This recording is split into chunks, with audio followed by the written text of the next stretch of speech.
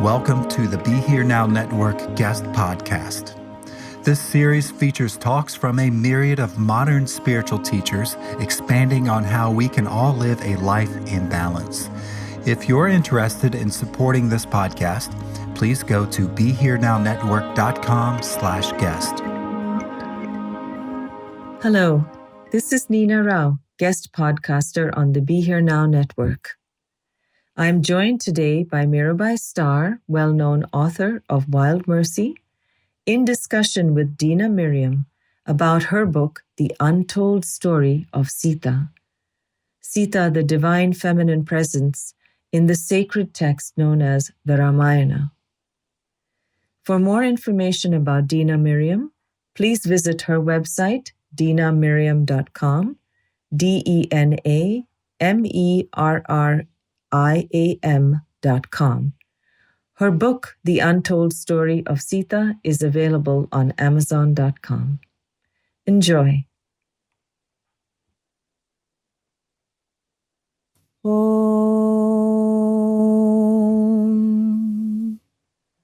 Bhai Pragata Kumari Bhumi Bidari Janahitakari Bhayahari Atulita Chabibhari Muni Manahari Janaka Dulari Sukumari Sundara Sinhasana Tehi Para Asana Kota Hutasana Dhyutidhari Shira Chhatra Biraje Shashi Sanga Saje Nija Nija Kaje Kardhari Sura Siddha Sujana Hanahini Sana Chade Vimana Samudhai Barashahi Bahupula Mangala Mula Anukula Siya Sunagai.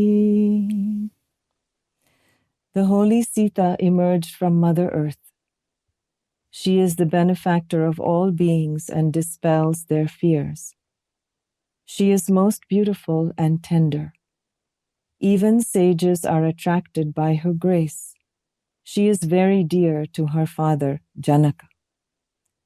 She is seated on a beautiful lion throne, bright as millions of wildfires.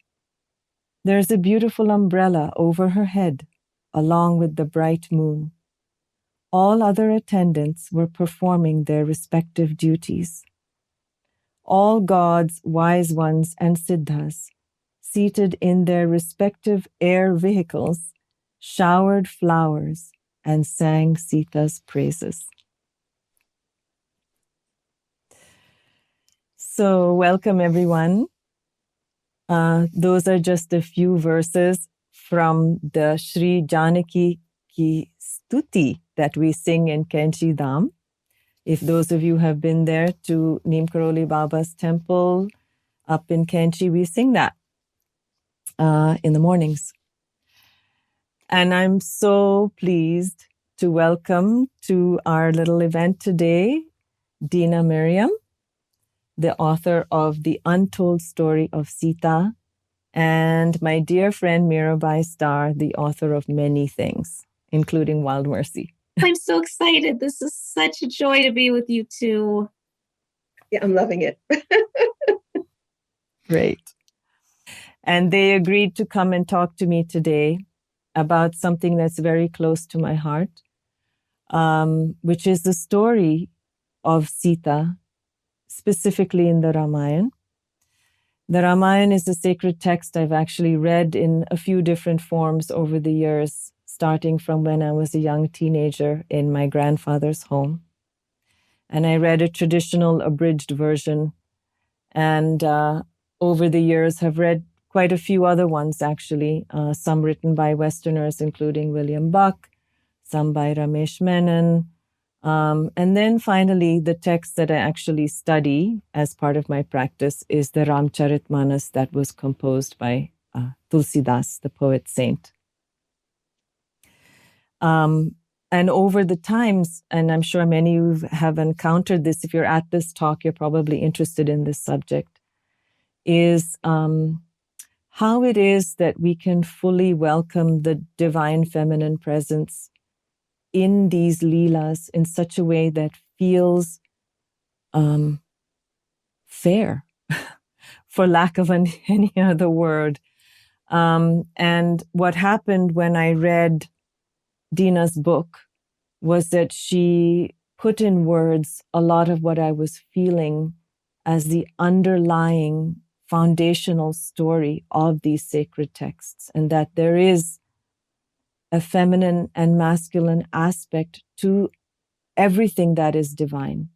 And they aren't separate from each other, and they're both sides of the same thing. At least that's my understanding of it. So, welcome to Dena. Welcome to Mirabai. Thank you, Nina.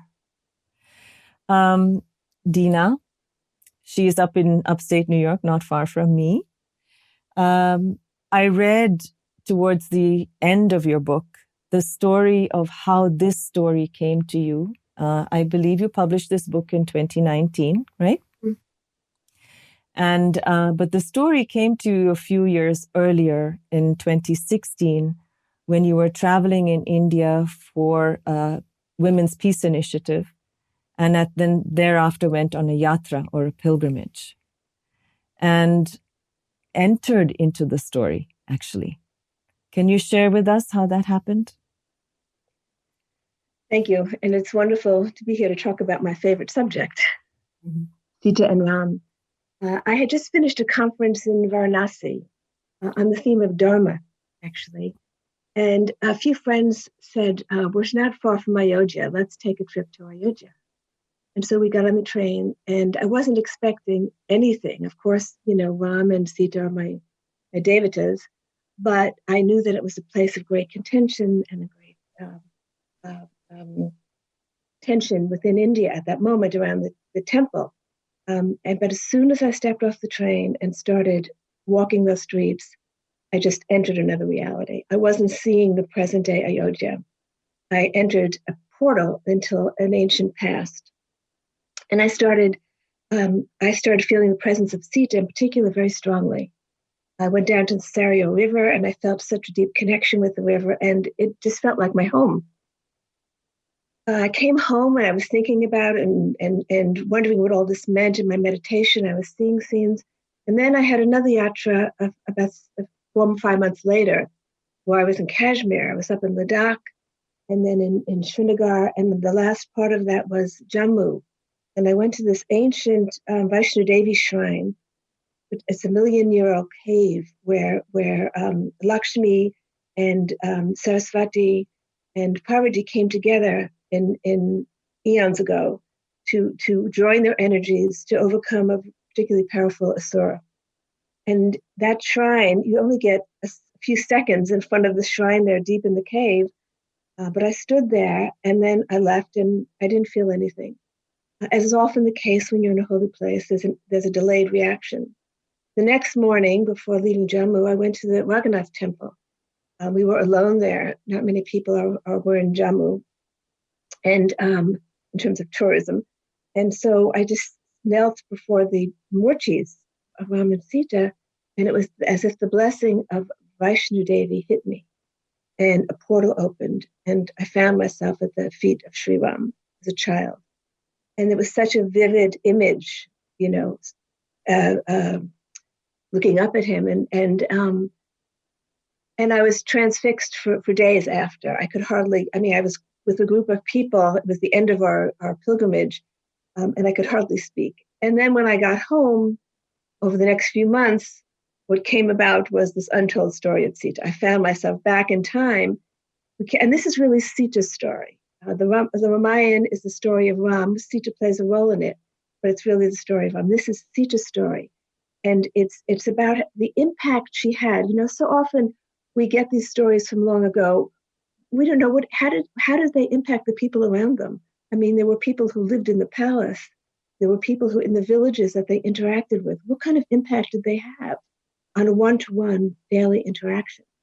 And so you see Sita through the eyes of the people who interact.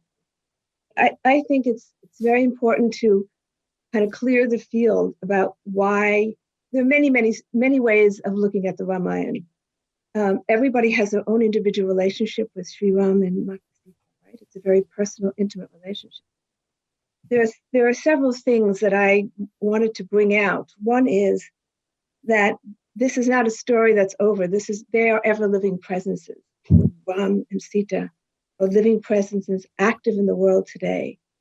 And now that we've cleared out certain Kali Yuga mentalities, which was the repression of women, assigning women a secondary role, we can see the story with greater clarity.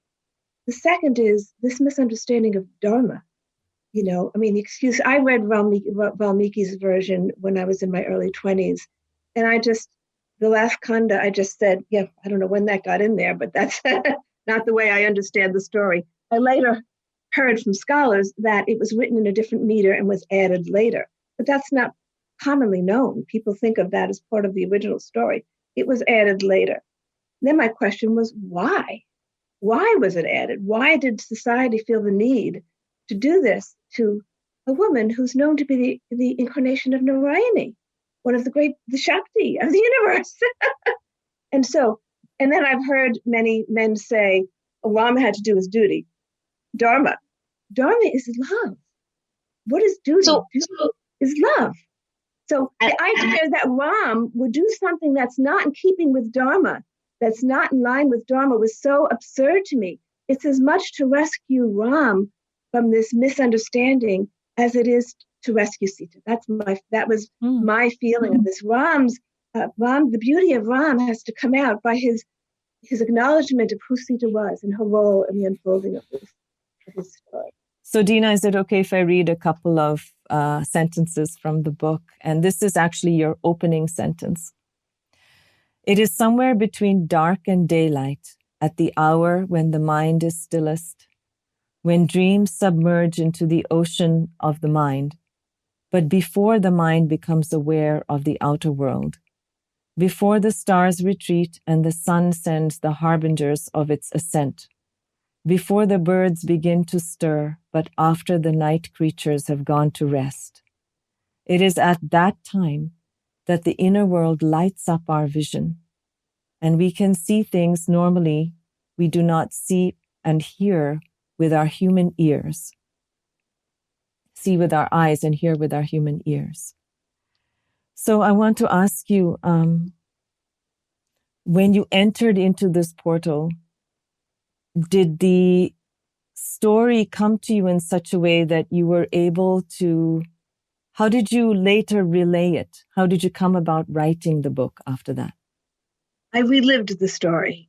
I have to say, I didn't want to finish this book because I was living in that era. I lived the life of that servant.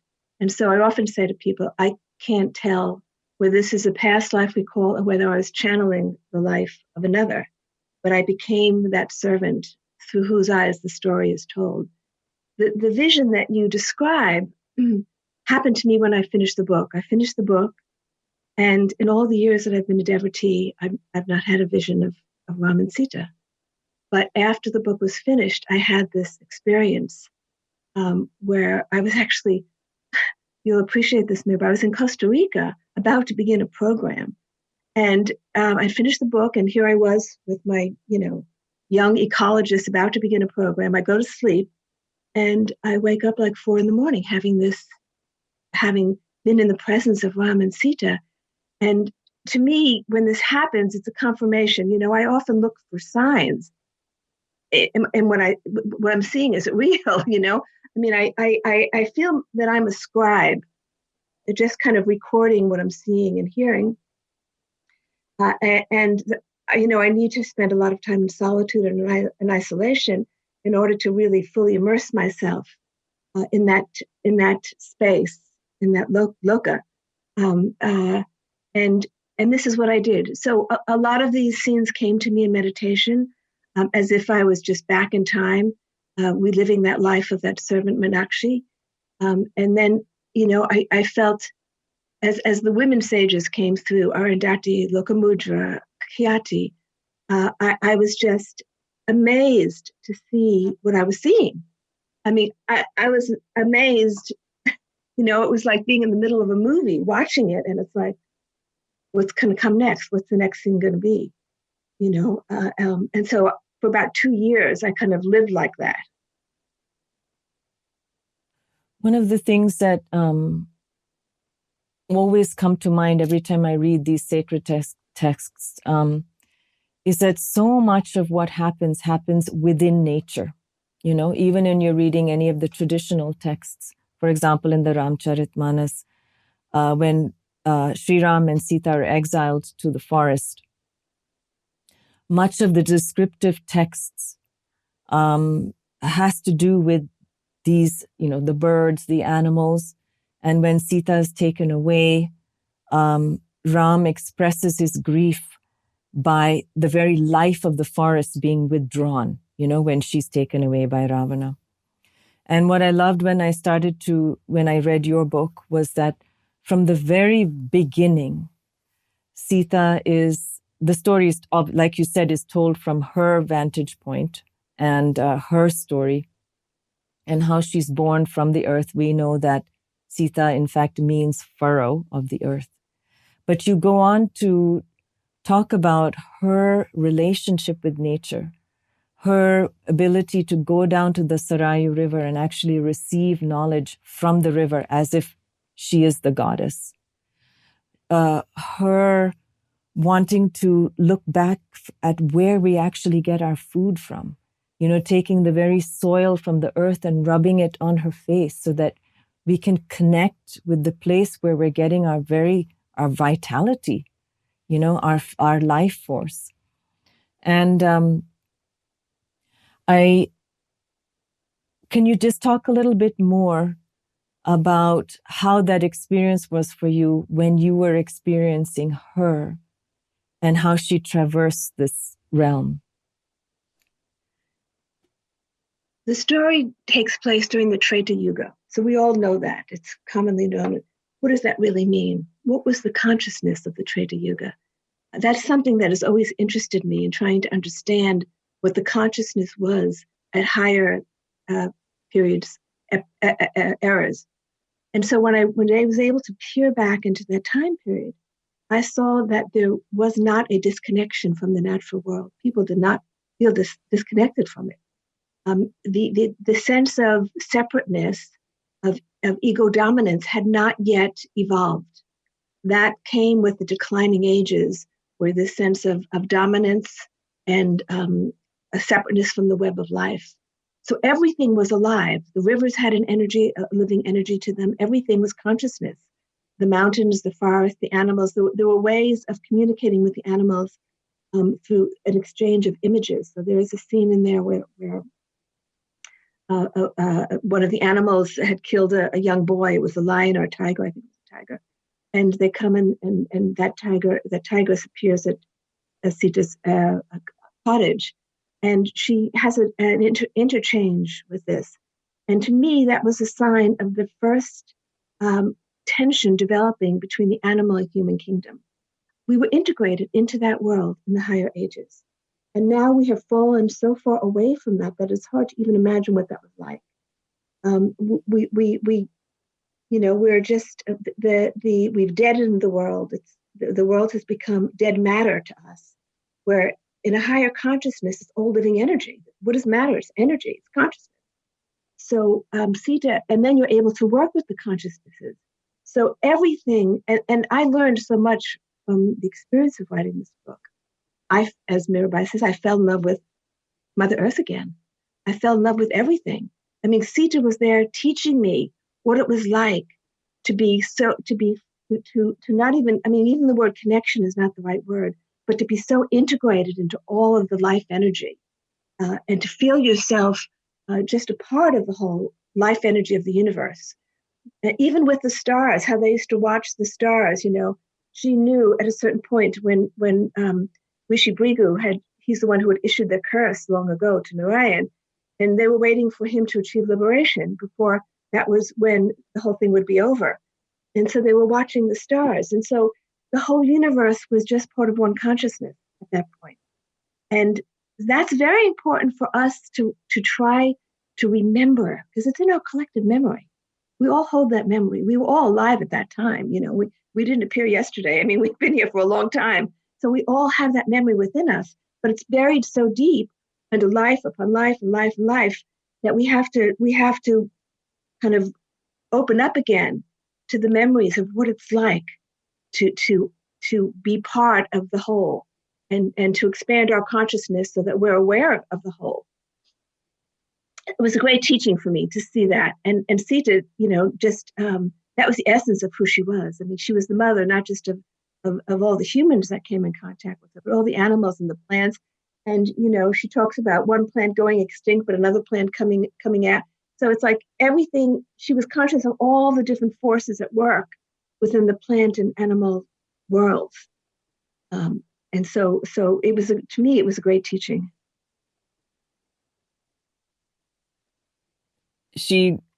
We actually get to hear instruction from her, when we cut down one tree, plant 2 trees. And when we take things from the forest, that we should ask permission. All of this creates a sense of mindfulness about where we are, how we are interacting with the rest of the world. Agriculture was a very big, at the time that they were living, previously in the Satya Yuga, you did need to cultivate the earth because there was plenty. There was plenty of food, just wild, with the grains and the vegetables and the fruits and the nuts. But with the declining ages and with the decline of the forest and the growing human population, food became scarce. So agriculture was needed. So we see how Janak Baba was pioneer in new agricultural techniques, new ways of using river water to irrigate the fields. And a lot of, I think, what Sita and Ram were doing when they were moving south through areas where there was no cultivation was teaching people the cultivation of the earth, teaching people to work in harmony with the earth, forces of the earth. One of the things that also came to my mind as I was reading this was so much of my practice is chanting of mantras and prayers, my own personal practice. And it seemed to be the way in which all the beings in this story, particularly Sita, were able to connect with their environment, connect with their own insights, connect themselves with everybody or every being around them. At some point, when she was studying with sage Gargi says to her that the power of mantra actually comes from the fact that the mantras are sound vibrations. And everything that surrounds us, the world in which we live, is also vibration. And so when we practice with particular mantras, correct me if I'm wrong, that we can then attune ourselves or align ourselves with a particular vibration. Is that correct? That was knowledge that was held in the higher yugas. And that's why they didn't need to cultivate the land, because vibration could create. That's also true in the higher realm, in the celestial realms. Through vibration, you can manifest things. I mean, we know that even with the great yogis of today, very few are there, but they can manifest things through the use of vibration, the sound. This was known at that time in the Treta Yuga. And when you think of the story of sage Anasuya, how through her compassion, she saw that there was an area where there was no river. And she created a river, the Mandakini River, 2 Mandakanis, one high in the Himalayas, but this one was lower in the plains near Chitrakoot. And so she manifested that river. And so through vibration, they were able to manifest things, and that's how the balance was kept. Similarly, that's how the curses were given through the power of the sound and vibration. Curses could be given. It could be used for benefit or it could be used for ill. And this is one of the dangers of the time, because you had a strong energy like Ravana, who could use that same power for destructive means.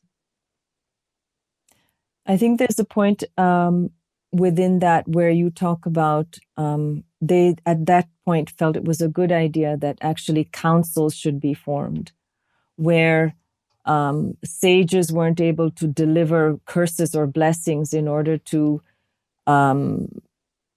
as a reaction to misdeeds. Rather, people should decide, and also people should have a chance to redeem themselves if any misdeeds had happened. So it was seemed to be like the seed of a democratic society, from what I could tell. So I want to kind of go into, I'm sorry, go ahead. I was going to say exactly what surprised me is, we're in the West used to thinking democracy began in Greece, which was very late, actually, in the scheme of things. But actually, with Janak Baba, he was setting up, because he was not particularly interested in governing. He wanted people to take responsibility for themselves and learn how to use discrimination and make decisions. So he set up these small councils. And he was very influential on Ram, from what I had seen. And Ram brought a lot of this back. I mean, from what the civilization, we think of Ram as being the initiation of a new civilization. There were a lot of seeds in this civilization that came to flower much later. But there were many things that he laid the foundation for. And I think that we need to recognize how much he achieved, because he came to be a king. He came to govern, to seed a new civilization, not just to be a hermit somewhere, with passing on his knowledge, but to really to seed these ideas into the human mind. And I think that's how the development of civilization works, how evolution works. You have these avatars, these great beings who seed concepts into the human mind, which take hold, and it may take centuries for these experiments to really come to flower. So that actually leads me into the coming together of Sita and Ram. As I was reading the story, I understood that Sita spent a lot of time with her father, Janak Baba. So all that he was governing his people, and she was imbibing that knowledge. And at the same time, he had a great respect for her, because he could see her ability to connect with other beings and see into them as well. And she took all that she learned from her father, and brought it to Sri Ram. So one of the things also that you mentioned early, before you even start to tell your story, is that as you're telling this story, you're telling the story of Sita as an equal to Ram, not as an appendage of Ram's. So as I was reading my original Ramcharitmanas, people who know in the Ramayana that Ram and Sita meet at this Swayamvar, which is a traditional ritual ceremony where suitors come to take the hand of the bride. In this case, it was Sita. But it becomes very clear that Ram and Sita already knew that they were going to meet each other somewhere from a previous time. And in the Ramcharitmanas, they talk about how Sita knew it was an old love.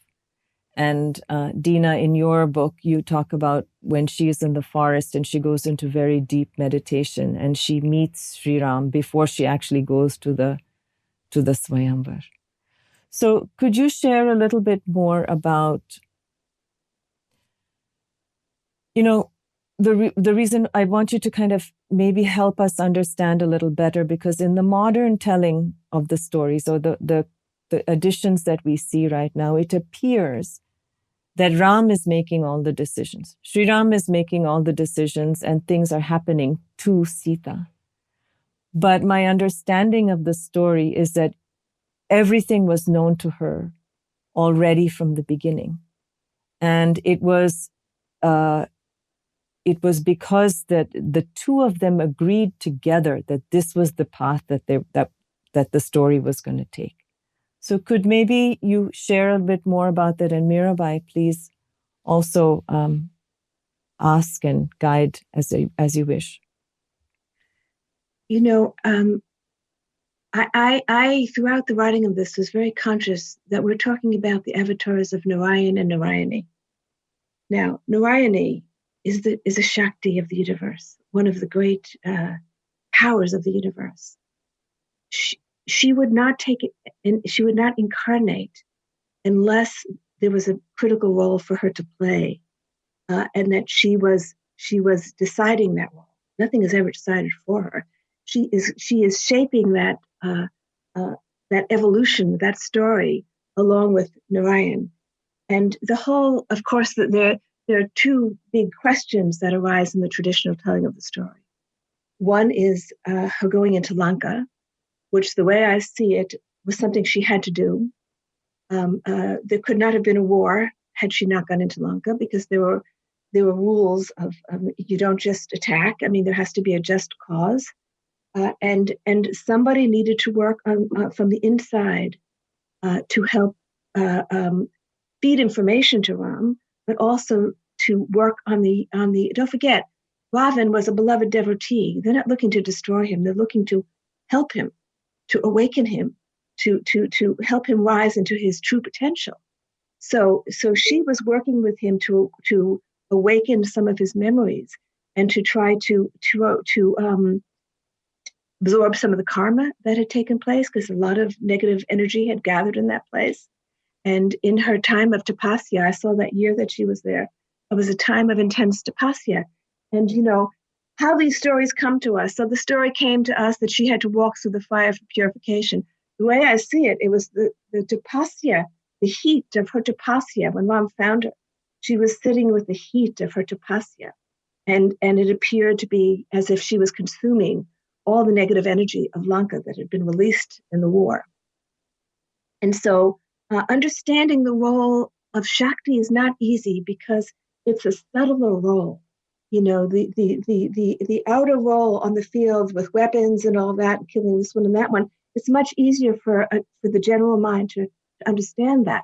But the role of Shakti is less visible. It takes place on inner fields. And I think that our society has reached the point now where we can talk about more openly. But I think for a long time, it couldn't be talked about openly. The collective mind wanted to see Sita as the weaker feminine figure that had to be saved. Her hero comes to save her. That's what the collective mind wanted. And that's what the collective mind, how they interpreted the whole thing. But that's not serving us at this moment. That's not what our society needs or wants. And there is this desire to understand and to acknowledge the Shakti energy, because our society has been so out of balance for so long. For millennia, really, we've been out of balance. So now we have the opportunity to bring out the higher masculine, which Ram is the perfect manifestation of, and the higher feminine, the sacred feminine, which Sita is the manifestation of. And there are very few examples in history. I mean, Mirabai, you can tell me of all the saints, there are very few examples where you have this equal balance of the sacred masculine and the sacred feminine, the highest ideals of the masculine and feminine coming together on a world stage. It's one of the few examples of that, which was what makes their relationship so very, very precious. I believe it was also true of Krishna and Rukmini. I'm now writing a book on Rukmini, and she's even more hidden. Nobody knows anything about her. She's been erased. Let's get rid of her. We don't know about her. But the story of Ram and Sita is so precious because it is an example of this perfect balance between the higher masculine and feminine energies. Yes, I love that, Dena. And I think you're right that this is a time where we're really reclaiming women's stories across the spiritual traditions. You, like I, have been very much involved in interfaith and interspiritual dialogue and more than dialogue experience for many years now. But what has occurred to me over the years of doing that kind of these interspiritual explorations is that across the landscape of the spiritual traditions, the experience of men and men's version of spiritual practice and scripture has all been the dominant paradigm. And so all of the scriptures that we love, that we read together in these interfaith gatherings, they're all written kind of by and for men. And so I think that you're making this effort to not just imagine Sita's story, but to really enter into it is exactly what we're needing right now to reclaim the women's version of the precious, most beloved spiritual archetypes and stories of all times. I mean, and I think that we're doing that with Mary Magdalene in the Christian tradition. Is a lot of people are trying to reclaim her as being the equal of Rabbi Jesus in first century Palestine, that she was teaching by his side with equal power and equal wisdom, and that her story was buried intentionally, but that the true story is that she was his equal. Or Miriam, the sister of Moses, was the one who led the Israelites through the parting of the Red Sea as they moved from bondage to liberation. It was Miriam and the women who led through the waters with chanting and with timbrels, drums, and tambourines and singing. And I was thinking of, when you were speaking, I was thinking about Fatima, the daughter of the Prophet Muhammad. And when Nina was talking about in your book, Dena, when you speak about Sita bringing the knowledge she learned from her father to her husband, being that transmitter of that deep wisdom that was needed for the liberation of humanity, and how Fatima in the stories of the life of the Prophet Muhammad was very much beloved by her father, and was probably in some ways the best suited to carry on his lineage, but because he didn't name successor, that's where the war of the Sunni and the Shia began and has continued over the centuries. But Fatima was the one that the Prophet Muhammad not only instilled his deepest wisdom in, but saw as the wisest one in the room at all times, So I just think that together, our reclaiming women's stories right now is not just a matter of rebalancing the power imbalances of 5 millennia or whatever it's been, probably much longer, but is vitally needed to co-create this new world. And so I bow to you for doing this, Dena. And I just have to say that while you were going through all this, I was with you. I was visiting you, and I was with you in a couple of different situations, and before this book came to be, you taught me so much about the power of reclaiming Sita's story. In fact, I write about that in Wild Mercy. I write about you talking to me about Sita long before this book was finished, and how much of an impact that has had on my efforts to reclaim women's wisdom and women's stories. So thank you. And I also write about being with you in Costa Rica, because that was such a transformational experience for me of working with these youth activists that you so lovingly mentor through the years and over across the planet. You are like the embodiment of the Earth Mother, Dena Merriam. Tell us about these youth, Dena. The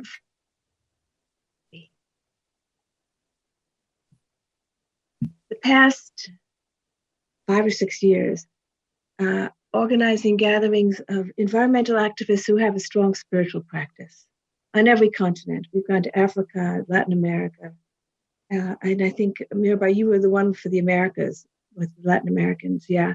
Right. Asia, all over, Europe, Middle East, trying to find those young people who have a deep spiritual practice and also looking to transform the world, focusing on environmental issues. And we have found among them, a handful, maybe a dozen or so, who are really deep spiritual practitioners. Some in China, some of the most advanced spiritually are the Buddhists that we found in China. And it's been wonderful working with these young people because they're very much wanting to bring together the inner and the outer. I think a lot of people in my generation turned away from outer work to focus on the inner spiritual. It's like, we're going to tune out the outer world and just focus on our own inner development. But there comes a point when you can't do that. The world is in such crisis that those of us who have a spiritual practice are kind of called to help in any way we can, in a million different ways to be of service, right? But my focus has been on the earth, and we've found people working with coral, working with marine, working with forests, working with all kinds of ways. In my earlier years, there was a real divide between the environmental and spiritual worlds. There was no interaction between them. Environmentalists thought we were useless, and the spiritual people didn't care much about what they were doing. That's come together in this younger generation. I mean, people in their 30s and maybe early 40s who have some experience now and understand that no real transformation comes without the inner spiritual work. And so we have a wonderful group in India. And so now we're doing Zoom calls with them because we haven't met in person for a while. But this has been the work that we've been doing through my organization, GPIW. I've withdrawn more into the writing of books and allowed, other people to do that work now, Mirabai. So I'm kind of like off the interfaith track. I've been for a while.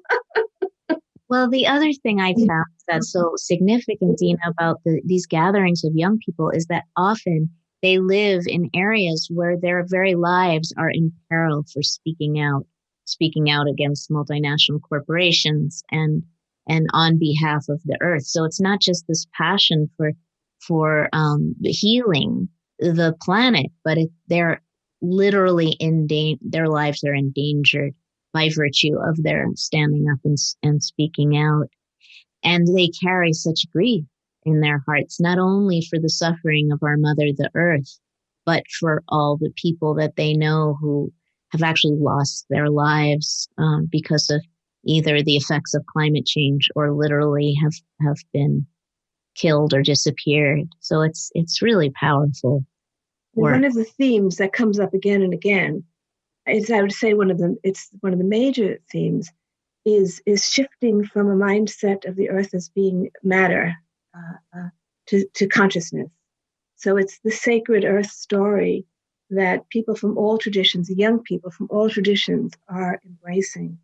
But I also want to speak for a moment about Dharma, because that's being a big concern of mine. I mean, the understanding of Dharma. If we divorce Dharma from love, then what are we left with? There's several key messages that came to me from this book. One, we talked about the sacred earth. The other was love is the foundation of all of creation. That this is what keeps everything going, and that Dharma is in alignment with this love, which is why it's inconceivable to think, absolutely inconceivable to think that Ram would banish this Devi who has sacrificed so much. It's just not even within the realm of conception. So that should just go. Agreed. And this understanding of Dharma as duty. Well, what is the highest form of duty? It's serving the universe with love, and recognizing love is the force that energizes everything, that the underlying force of everything. That is the key message of Ram and Sita. And that is what they showed so beautifully in their life together. And that is what Sita displayed to everything around her. Everything that she touched was this powerful force of love. And I think that's the only thing that can transform the world. We have to make it real. It's funny that in some circles you can't even use that word, love. One of the things you said earlier when we were chatting, Dena, is that the forces of Ram and Sita is not a legendary tale, that they're very much present now. They are presence. So can you say a little bit about that? That was another big revelation to me, is that I found myself living with Sita and with Ram as well, because anything to do with Sita has to do with Ram. I mean, one can't separate them. Where there's Sita, there's Ram. Where there's Ram, there's Sita. And, I've been a devotee since my young years, but their presence with me was a totally new experience as I entered this portal. And I realized that they are actively engaged in the world now. And this whole revival of the understanding of the earth as a living consciousness, I believe that's Sita's work. I believe that Sita is awakening this memory in us, because we all have these collective memories. We have so much within us that we just live on the very, very surface of our consciousness. And if we could remember everything, we could remember everything that we've been through all the way to the back, to the beginning, where there is no beginning, but far back in time, we would recapture a lot of what this higher consciousness was. And so I think that when we turn to Ram and Sita, it should be that we are turning to living presences, invoking their help collectively with the earth right now, individually in our lives. I find increasingly Sita's presence. She's very, very active today. More and more people are, and it seems to be a new understanding of her, and not just me, but with other people writing about her now. So she seems to be active with a lot of people right now. Yeah, for sure. One of the other things that Sita talks about in the book is also the respect that's given to girls, and also how they're that gurukuls should be established for girls to study as well. And the loss of that, the loss of educating women and kind of relegating them to a different place, that shows up in the story as well as you tell it. I want to just quote one thing that you wrote, because maybe you don't remember. Only edited like 100 times. Here we go. Now, Ram says to Sita, "No force in the universe can overpower you, Sita, for it is your love that sustains not only me, but also all of the universes." I really love that. The whole idea of wisdom and love together is how is the path of Dharma, actually. I have to say that every time I read the book, I cry. I cry at many different parts of the book. To me, I guess the most moving of the whole thing is when Sita's about to leave the earth. And of course, Ram comes to take her. And her attendant, Soma, says, "Mata, you're going to leave." And she turns to her and says, "How can I leave the world when I am the world?" There is no leaving the world. There's no place for Sita to go. And but there are many parts in the book, and one of the most touching for me is when Ram says that Sita is the force of love that maintains everything. I mean, to me, just to get a glimpse of that relationship between the highest masculine and feminine energies is what we need to aspire toward. Individually, we need to awaken that within ourselves, and collectively as society. That they are an ideal. And interestingly, this book has been translated into Chinese, and now into Portuguese and into German, and to many languages in regional languages in India. But it's the Chinese, interestingly, who are really gravitating to the story. I mean, of course, in India. But when I first was approached about translating into Chinese, I thought, well, they don't know this story. It's not deep in them. How are they going to respond? But there's so few stories of the woman Devi, of the female Devi, in such a way that you can really make it personal and relate to them. And I realized that there's a hunger for that everywhere. There's a hunger for that, to relate to the Devi, to be in relationship with the Devi. I'll just say that for me, the greatest takeaway from the story, as you told it, was Sita's incredible trust in her own heart. She trusted everything that she felt. And though times were difficult, like when she's kidnapped by Ravana, she, as you said, her job was to work on the inner levels and help his mind release. But the illusory part of his mind was so strong that she had to face that also and understand that she had to really work with that a lot. And she used the tools of her practice, which in this case was repeating the name of Ram, to continue to hold on. And but she had so much confidence in her own intuitive understanding of things. And that's what really came through for me. That's interesting that you say that. I hadn't thought about that, but you're right. I hadn't thought about it in that way, but I think that's a lesson again for all of us. I mean, I think everything that happened to Sita is a lesson for all of us. And we all need to have greater confidence in our intuitive abilities, in our perceptions. It's like we get so much negation from the world of our Mirabai, you'll know this, with the mystics, we get so much negation from the world of our visions, of our perceptions. And we have to have confidence because we are living in a rather darkened time where this is not commonly accepted to be in my current book. I'm talking about the Naga realms and the Gandharvas, and I'm thinking, what are people going to think about that? Gandharva realms, they exist. They exist. You got to talk about them. We should be able to talk about all of it now because people have to get used to hearing about this. And you're right, Sita, she never questioned, when she had a lot, because she was in tune with her reality of who she was. I've often wondered about this. Is the avatar fully conscious of being who that avatar is? Was Ram fully conscious of being Narayan?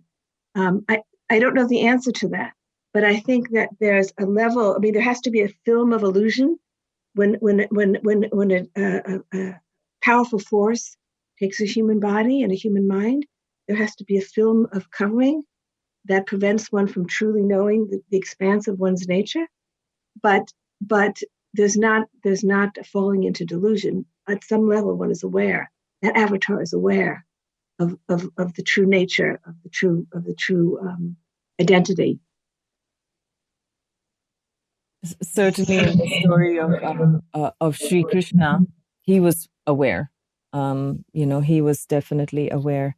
And in the Ramcharitmanas, Tulsidas goes on to say there was no difference between Ramchandra and Sri Ram. Like to him, they were the one and the same being, and they both knew that. They both knew that, yeah. But, and yet they have to play the human drama, right? They have to play the human drama. I mean, those of us who've been in the presence, of the masters, right? The great ones, right? With me, with Yogananda, with you, Maharaji, even if we weren't in the physical presence, we know what it's like to be in the presence, right? They worked at every single level. I mean, there was no delusion about the physical being that you fixed. Everything could be turned from one thing into another. And so that is the mystery. That is the mystery of the avatar, right? So I'll just close by, unless you'd like to add anything. One of the things that also struck me in the end is when Sita is in Lanka and she's with Mandodari. And Mandodari is having trouble convincing Ravana about what he needs to do. And Sita is able to talk to Mandodari in such a way, and she says, one's responsibility is to one's own dignity. And she she says to her that while she is a fully devoted wife, Mandodari is devoted to Ravan. She has allowed Ravana to capture her mind completely so that she is not able to activate and trust in her own feeling. So that was another important thing I felt like she conveyed to Mandodari, and it helped to understand the relationship of the female entities in the story as well. I think she questioned, she says, what is freedom? Who's really free here, right? Sita was totally free, even though it appeared that she was a captive, whereas Mandodari was held captive by her husband mentally, even though she had the freedom of movement. Can I add one thing before we end? Please. I'm thinking about Hanuman and his place in this story, and how if Ram and Sita being separated and then being reunified is the masculine and feminine aspects of the Godhead being sundered and then reunited, reintegrated. Hanuman is the instrument or the passageway or the what would you call him? He's the instrument of reunification of the masculine and feminine and bringing it back into wholeness, bringing the universe back into balance and back into wholeness. And Hanuman is the embodiment of service.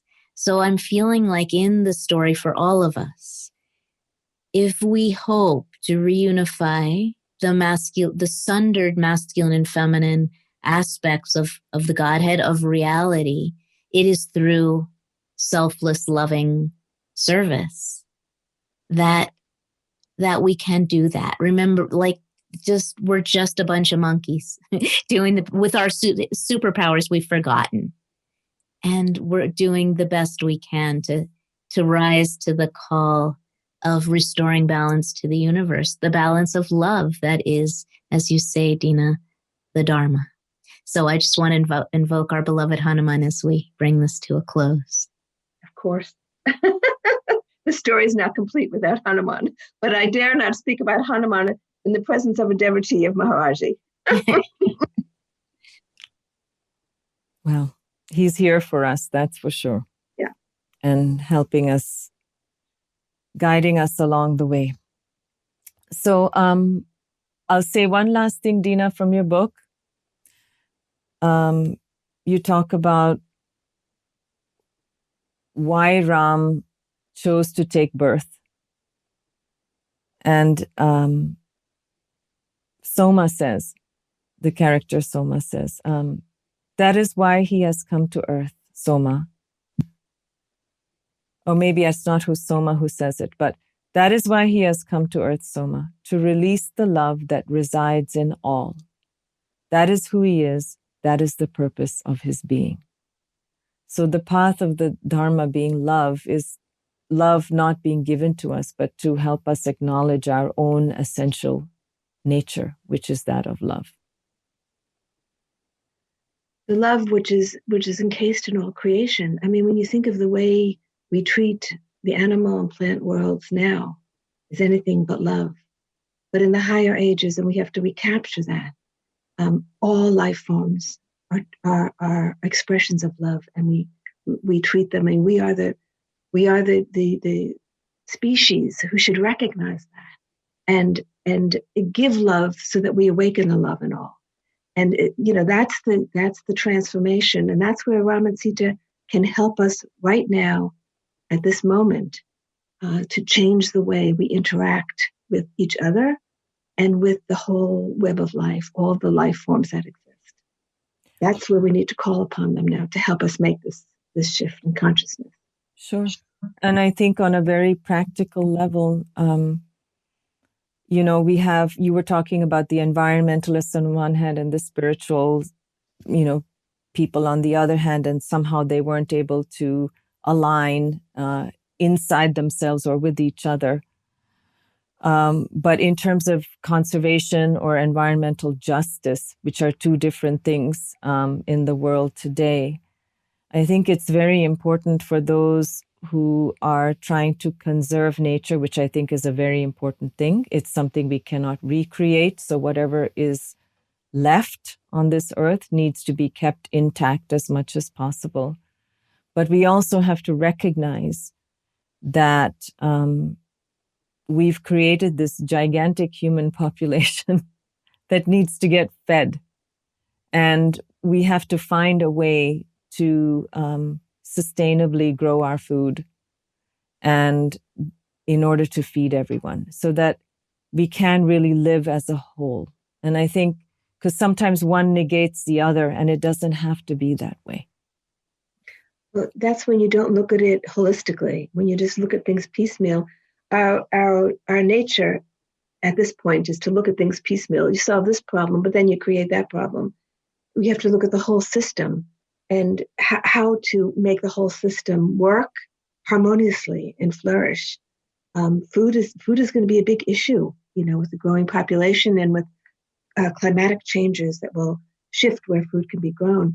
And we're going to have to look at the whole animal issue of, what we eat and shift toward a plant-based diet. So I think that there are a lot of challenges that we have to deal with right now. I mean, we can live in, we can talk about things at a very high level, but then we have to come and implement them in the world.